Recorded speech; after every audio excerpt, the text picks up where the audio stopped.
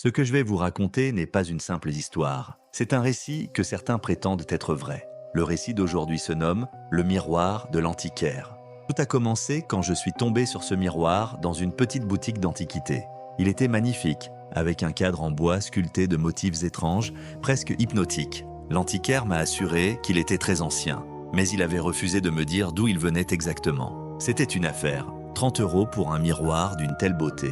Une fois chez moi, je l'ai installé dans ma chambre, juste en face de mon lit. La première nuit, rien d'étrange ne s'est passé. Mais dès la seconde nuit, j'ai commencé à remarquer des choses étranges. En me réveillant dans l'obscurité, j'avais l'impression que le miroir me regardait. Bien sûr, c'était absurde. Ce n'était qu'un objet, un simple reflet. Mais une nuit, alors que je fixais mon propre reflet dans la pénombre, j'ai vu quelque chose bouger derrière moi. Je me suis retourné rapidement. Rien. Mon cœur battait la chamade.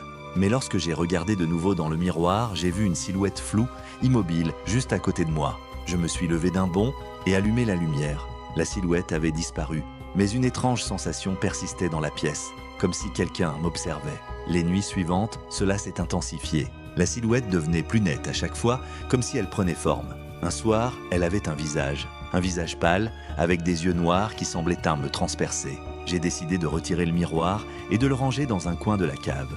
Mais cela n'a rien changé. Chaque nuit, je rêvais de ce visage. Je me réveillais en sueur, persuadé qu'il était là, juste à côté de moi. Finalement, j'ai retourné le miroir à l'antiquaire. Il a souri tristement en le voyant et m'a dit quelque chose que je n'oublierai jamais. Vous savez, on ne peut jamais vraiment s'en débarrasser. Ce n'est pas vous qui regardez le miroir, c'est lui qui vous regarde. Depuis, même sans le miroir, je ressens parfois une présence dans ma chambre. Et parfois, dans une vitre ou un écran éteint, je crois voir ce visage juste un instant avant qu'il ne disparaisse à nouveau. Si vous aimez ce genre d'histoire, n'oubliez pas de vous abonner et de revenir chaque jour pour une nouvelle aventure qui vous tiendra éveillé.